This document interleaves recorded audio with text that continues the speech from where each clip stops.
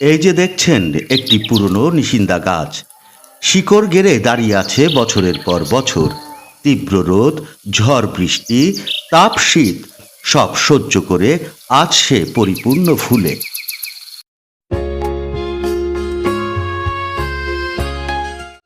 নিশিন্দা গাছ শুধু নয়ন জুড়ায় না, এর ফুল, পাতা, এমনকি ডাল পর্যন্ত ঔষধি গুণে ভরপুর।